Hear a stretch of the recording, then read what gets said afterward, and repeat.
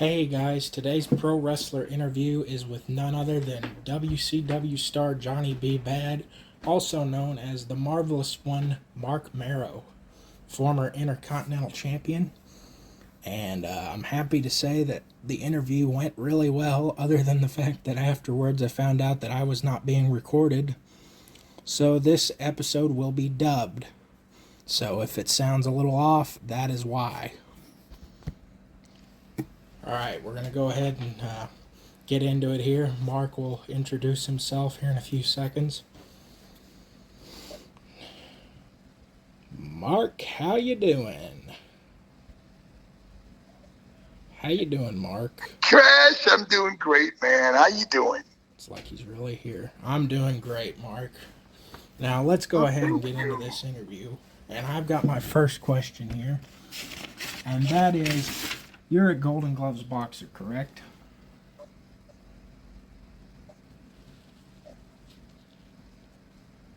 That's correct.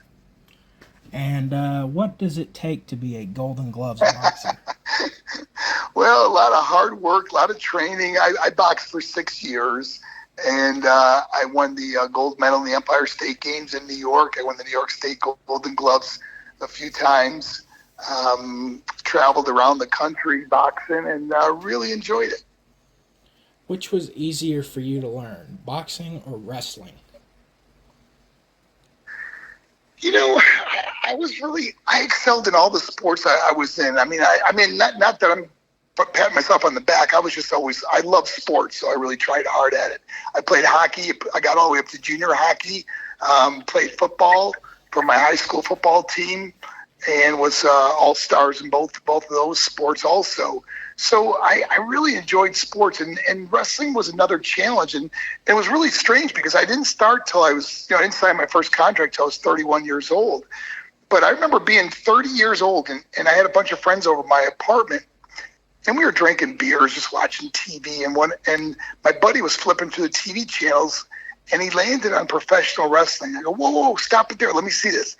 As I'm looking at the television, I go to my friends and go, hey, guys, I can do that. And they all bust out laughing.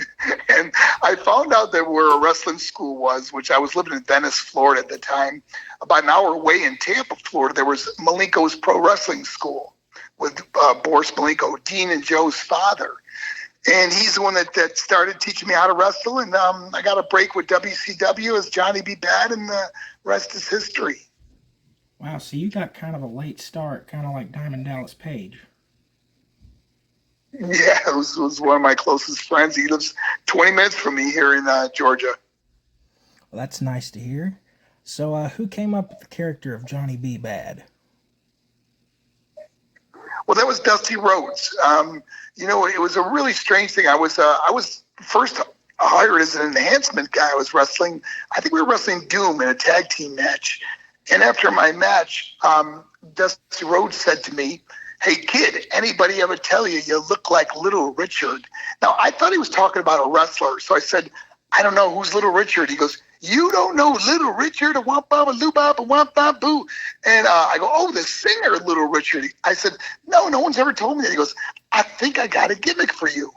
And man, next thing I know, hair, makeup, and this wild character. And I'm looking in the mirror. I'm going, oh my gosh! At the time, it did look like Little Richard. And it was a fun character, especially working with Teddy Long. We had so much fun together. Well, that's nice. And so, what was the main reason you went to the WWF? Was the pay better or something? Something like that? Well, actually, it was about the same pay, except Vince gave me a nice big signing bonus, and he also, part of the deal was that I would bring my then wife, Sable Rena, along with me, and it was a fantastic deal. I was the first wrestler to get a guaranteed contract, which broke the glass ceiling at WWF. At the time, was WWF, and it was just, I always felt, too, that in my wrestling career, if you didn't get to go to WrestleMania, you never got to go to the dance. That was like the pinnacle of professional wrestling, was being at WrestleMania. And, being able to get there and wrestle in WrestleMania and, achieve those goals in my life, was a real honor. That's nice.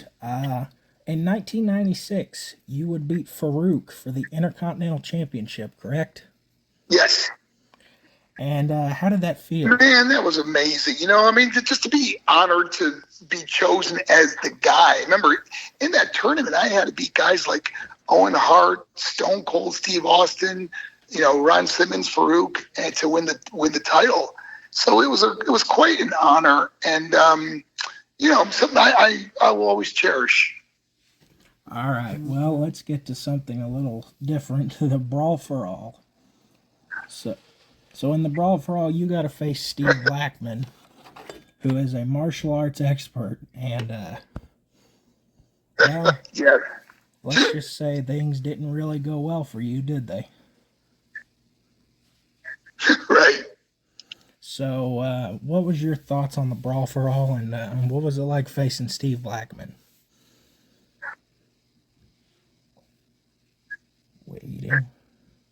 Waiting. Come on, Mark. Yeah, it was not my forte, but you know what? It's funny because I fought in 2 matches, him and Bradshaw, and I don't remember getting hit one time. I mean, it was just takedowns that really ruined it for me. But because being a boxer, I didn't really get hit very much, because I know how to slip punches and not be out of the way of punches. But it was those takedowns. Well, it didn't help that you were against a martial arts killing machine in Steve Blackman. Yes. Hey, but you know what? When Steve Blackman got hurt, I got to go back in. And I was like, okay, because it was like another. I think they gave us like $5 grand or $10 grand. I can't remember. I think it was $5 grand so it was like an extra on top of my already big salary. So it was like, for me, it was like nothing. It was like, go ahead, let's go ahead and do it. Because remember, most guys wouldn't do it. They didn't have the balls to do it. It takes a lot of balls to get out there and put your real stuff out there. Well, were there any guys who were going to compete that backed out at the last minute? I really don't want to say. I mean, I'm sure there are. Well, I know that there are. The guys who didn't want it because they didn't want to hurt their reputation because they really didn't know how to fight at all. Even though they're considered some of the toughest guys, they were not. They didn't want to be exposed. And what was your reaction to Bart Gunn winning the tournament? Mark.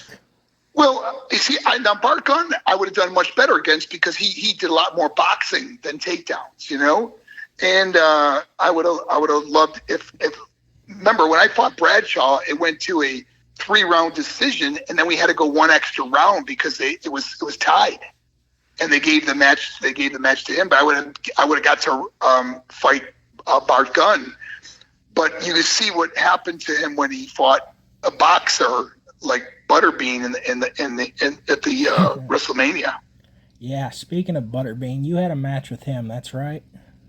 Yeah, it was a crazy fun pay-per-view match that him and I had. He's a good friend of mine today, and he's actually staying with DDP while he lost all this weight. He's doing really good.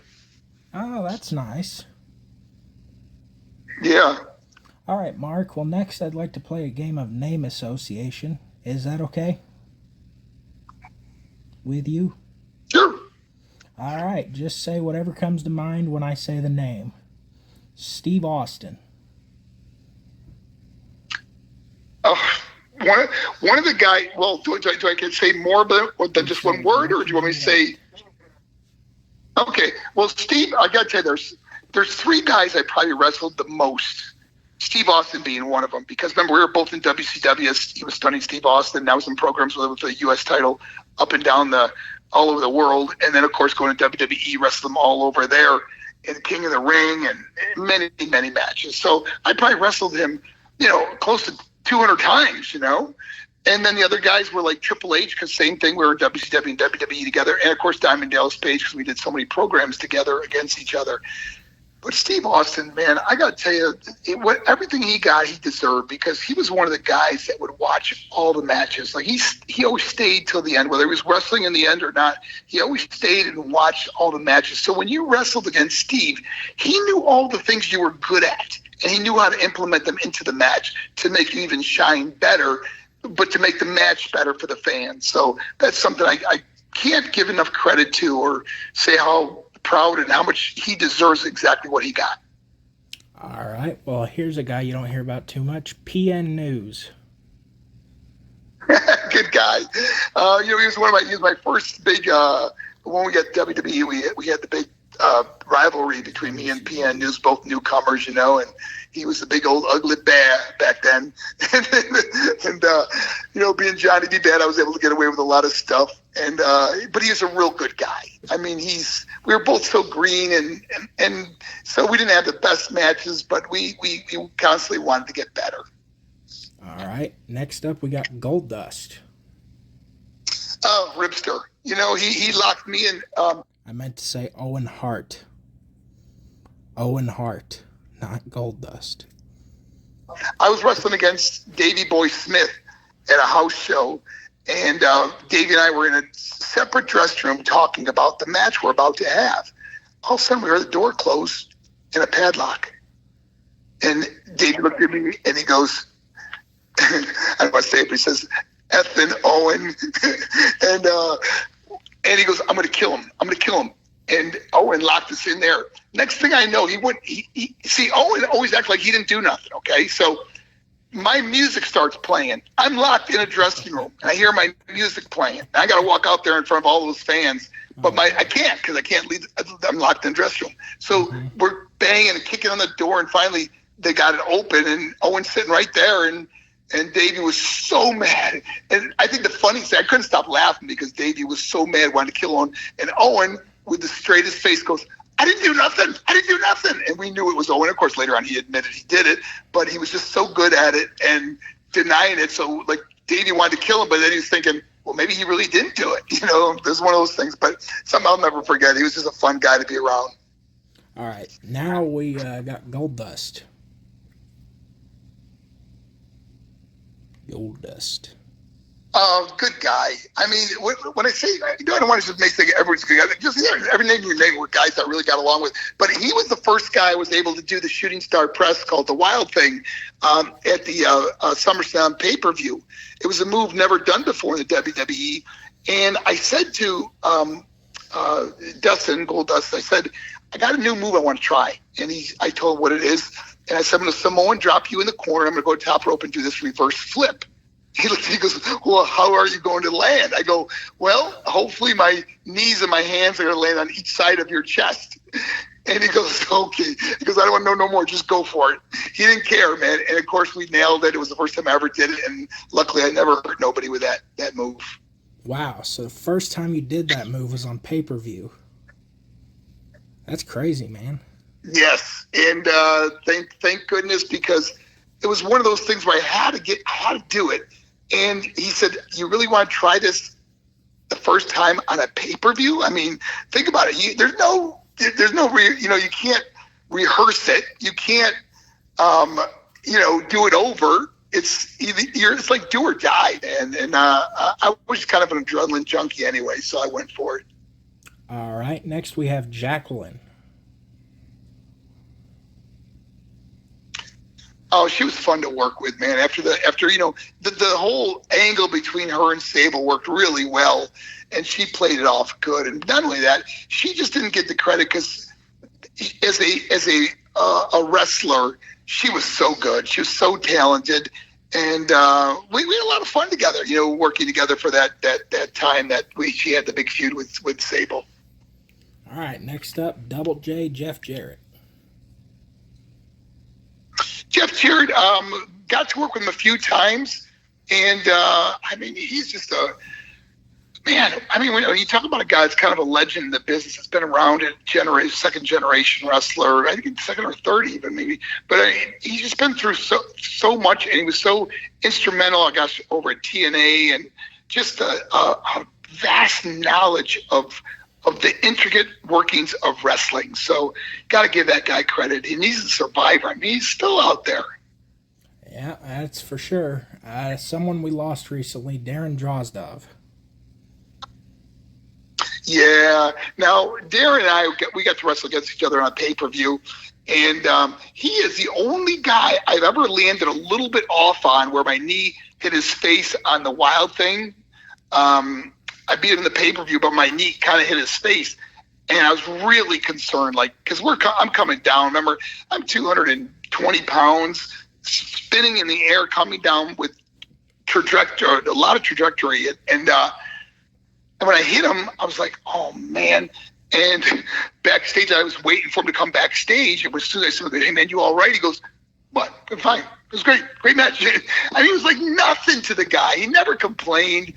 He was a tough son of a gun, man. And you know what? He never complained getting his neck broken. He never blamed anybody. And I really had a lot of admiration for him and for all he's been through to never complain. I talk about, I speak at schools about talking about positive attitudes and being upbeat and stuff. Man, that guy's a perfect example of just not looking at something that bad happened in your life and then letting it ruin the rest of your life. He made the best out of it. He still went hunting in a wheelchair and everything. Yes, Droz was truly inspiring. Well, let's do another big name, The Undertaker. Bong. I'm the dead man. Fun guys. I got to work with the Undertaker. The thing about the Undertaker was, I'll give you an example. Like, I used to really stretch out good before my matches. I'm kidding, we're wrestling so much, so you don't want to get hurt. So you stretch out and you warm up really good. And I had to go to the ring first. So I'm in the ring waiting, and all of a sudden, it takes forever for Undertaker to get to the ring. It's like you just sitting there. If you're not if you're not doing jumping jacks at this point, you hear that first bong, and it takes them 10 minutes to get to the ring. By that time, it's like you got to start warming up again. But had a pretty good match with him. I got to tell you, that guy took my spinning head scissors. He gave me an awful lot in the match. In other words, he took a lot of bumps for me, and we fought to a draw. So it was one of the great things. Never got to get beat by the Undertaker. All right. Well, next let's do the Lethal Weapon, Steve Blackman.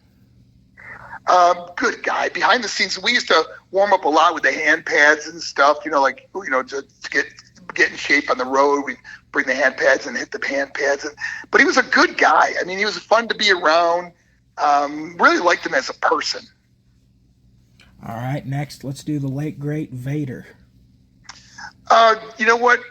Vader, just before he passed on, I give him a lot of credit. He actually called me, and he wanted to know how he could get into schools and speak to students, about, health and stuff and, doing the right thing. And I was really proud of him, man. I was like, wow, because we were never really close, but he really admired me for what I was doing with the students. So we got to talk on the phone and really share. And I was explaining to him how you get into schools and get to speak at schools. But obviously his health took a turn and he didn't make it.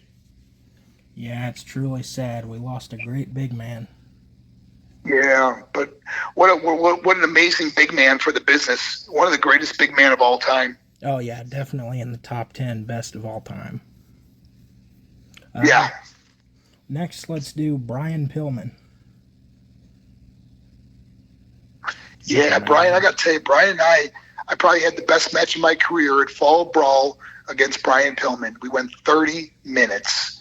And Michael Buffer was the announcer. It was just a really great night for both of us because no one expected it. I was still a little green as Johnny B. Bad, and no one expected us to be able to go at that pace and that long and come up with move after move. And it really highlighted. It really took me to another level in the business, and actually I was voted a most improved wrestler at that time. I won Rookie of the Year in '91, and I was Most Improved Wrestler a couple of years later. And I really give Brian Pillman a lot of credit for helping me get there. All right, folks, that is the end of our interview. There was another 6 minutes or so, but sadly, I cannot remember my lines. I can't really remember what I asked Mark, and I don't want to just put his answers and then fill it in with nonsense. I feel like that'd be a bit disrespectful. But I want to thank Mark for doing this interview with me. I had a blast, and I plan on doing more of these in the future. I hope you guys will be there with me to check them out. Alright, thank you for watching, and have a good day.